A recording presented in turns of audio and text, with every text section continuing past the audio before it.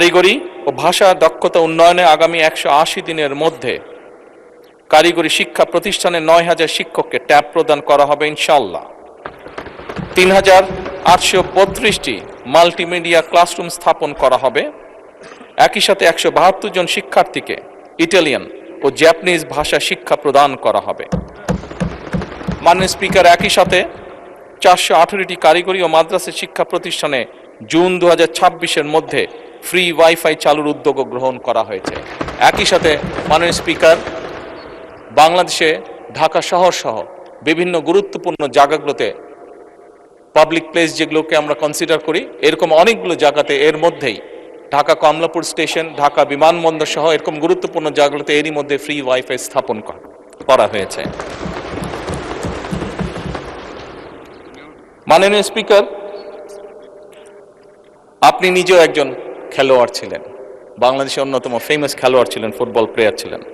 সারা দেশের শহর এবং গ্রাম অঞ্চলে খেলার মাঠ নির্ধারণ ও অবকাঠামো উন্নয়নে কর্মকৌশল নির্ধারণের জন্য কেন্দ্রীয় পর্যায়ে এরই ভিতরে কমিটি গঠন করা হয়েছে।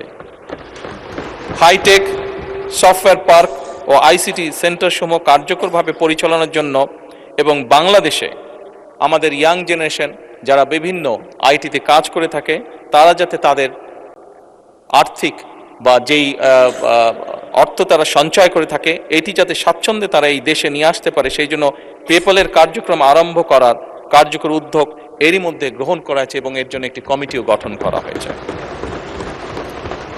মাননীয় স্পিকার, নির্বাচনী ইশতেহারকে প্রাধান্য দিয়ে বেতন কাঠামো আদায় জাতীয় ক্রীড়াবিদদের জন্য, যা আপনি নিজেও আমি বিশ্বাস করি অ্যাপ্রিসিয়েট করবেন মাননীয় স্পিকার, এরই ভিতরে ক্রীড়া ভাতা চালু করা হয়েছে।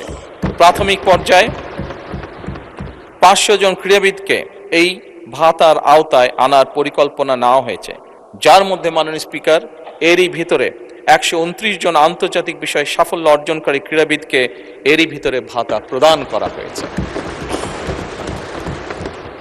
মাননীয় স্পিকার, ল্যাঙ্গুয়েজ স্টুডেন্ট ভিসায় বর্তমান জামানতবিহীন যে ঋণ ছিল তার সীমা যাতে আমাদের ছাত্ররা, আমাদের ইয়াং জেনারেশনের সদস্যরা যাতে সহজেই বিদেশে যেতে পারে এই কর্মসূচির আওতায়, তার জন্য তাদের ঋণ সীমা 3 লক্ষ থেকে 10 লক্ষ টাকায় উন্নীত করা হয়েছে। জাপানগামী শিক্ষার্থীদের জন্য ভিসা সিওই এর ভিত্তিতে এই ঋণ প্রদান সহজকরণ করা হয়েছে আগের থেকে অনেক।